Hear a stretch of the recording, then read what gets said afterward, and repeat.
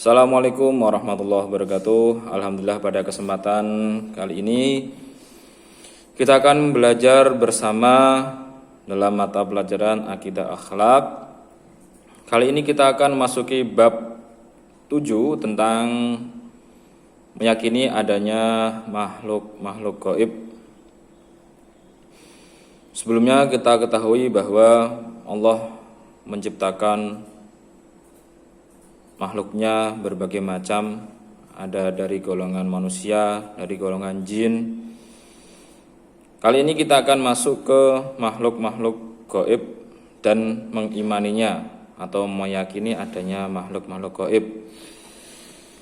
Kali ini kita akan membahas tentang malaikat, ya, malaikat termasuk makhluk gaib ciptaan Allah.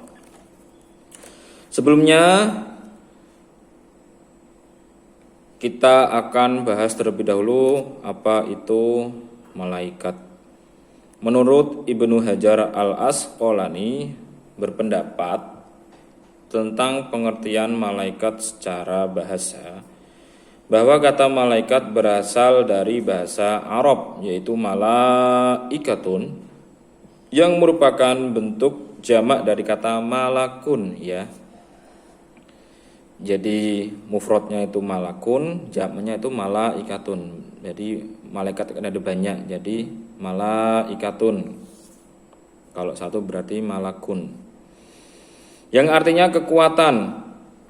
Sebagian ulama berpendapat bahwa pengertian malaikat secara bahasa berasal dari kata malik, yang artinya merajai atau memiliki. Adapun pengertian malaikat menurut ilmu kalam yang terdapat pada kitab Jawahirul Kalamiyah, yaitu sebagai berikut: hum ajsamun latifatun makhluqatun min nurin la yakuluna wa la yashrabuna wa hum ibadun mukramuna la ya'sunallah ma amarahum wa yaf'aluna ma yu'marun. Yang artinya para malaikat adalah jisim atau tubuh yang lembut yang diciptakan Allah dari cahaya. Mereka malaikat tidak makan, tidak minum, dan mereka adalah hamba-hamba yang dimuliakan Allah, serta tidak pernah membangkang atas perintah-perintah Allah, serta selalu menjalankan perintah-perintah Allah. Itu pengertian malaikat. Kita sebagai umat muslim diwajibkan beriman terhadap adanya para malaikat. Nah, adapun pengertian beriman kepada malaikat itu dibagi menjadi dua.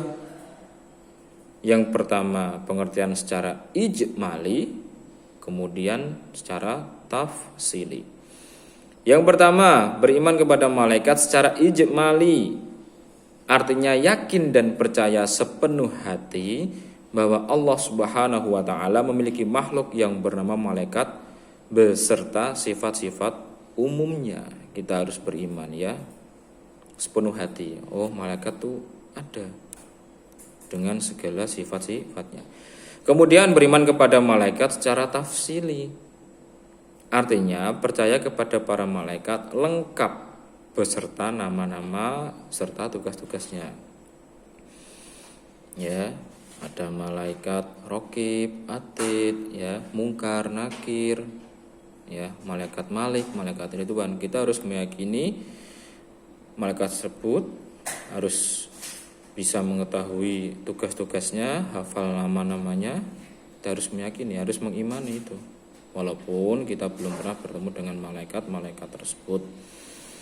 Nah, dalam hal ini kita akan membahas, ya, beberapa nama-nama malaikat beserta tugasnya.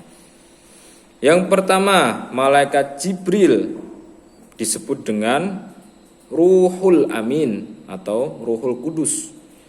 Tugasnya adalah menyampaikan wahyu dari Allah kepada utusan-utusan Allah, ya, menyampaikan wahyu dari Allah kepada utusan-utusan Allah, ya, kitab-kitab dan suhuf yang diterima para nabi dan rasul melalui perantara malaikat Jibril. Contoh, Nabi Muhammad mendapatkan wahyu berupa Al-Qur'an melalui malaikat Jibril. Jadi dari Allah diberikan kepada malaikat Jibril, kemudian disampaikan kepada Nabi Muhammad. Kemudian malaikat Mikail, yaitu malaikat yang bertugas membagi rizki kepada makhluk-makhluk Allah seluruhnya yang ada di alam semesta. Dan malaikat Mikail juga ditugaskan untuk menurunkan hujan sebagai sumber kehidupan. Kemudian malaikat Israfil, yaitu malaikat yang bertugas meniup sangkakala pada hari kiamat serta hari kebangkitan manusia. Jadi tugasnya adalah meniup sangkakala, itu malaikat Israfil. Kemudian malaikat Israel adalah malaikat yang bertugas untuk mencabut nyawa atau mencabut ruh dari semua makhluk-makhluk ciptaan Allah. Kemudian malaikat Raqib, yaitu malaikat yang bertugas mencatat amal baik manusia. Kemudian malaikat Atid, yaitu malaikat yang bertugas mencatat amal buruk manusia. Jadi ada malaikat Raqib, ada malaikat Atid.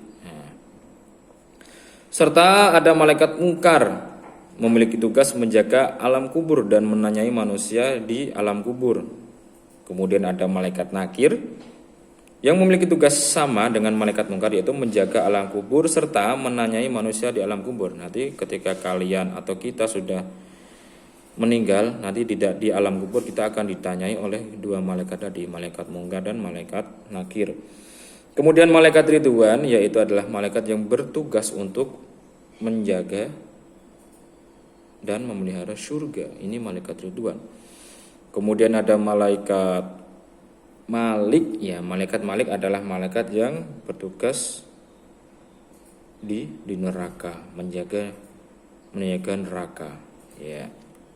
Jadi ada berapa? Ada 10 malaikat yang harus kita imani, ya. Ada 10 malaikat yang harus kita imani serta tugas-tugasnya. Kemudian sifat-sifat malaikat. Sifat-sifat malaikat yang pertama, taat, patuh dan tunduk kepada perintah Allah. Kemudian malaikat memiliki kemampuan lebih dari makhluk Allah yang lain. Jadi dia memiliki kelebihan yang luar biasa. Kemudian selalu melaksanakan perintah Allah dan tidak pernah melalaikannya. Kemudian malaikat itu tidak pernah menyombongkan dirinya, walaupun malaikat-malaikat tadi diberi keistimewaan oleh Allah, ya. Kemudian selalu berhati-hati dalam menjalankan perintah Allah. Jadi malaikat selalu berhati-hati. Malaikat selalu bertasbih dengan memuji kebesaran dan kesucian Allah. Di setiap langkahnya, di setiap waktu itu selalu bertasbih. Dan yang terakhir adalah malaikat diciptakan dari nur atau cahaya. Nah, jadi malaikat itu diciptakan dari nur atau cahaya.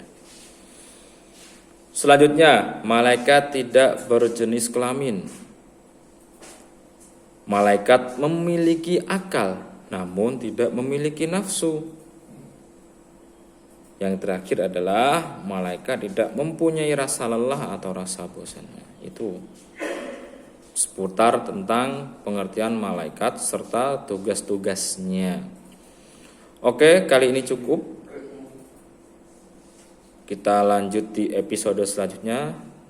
Terima kasih, semoga bermanfaat. Assalamualaikum warahmatullahi wabarakatuh.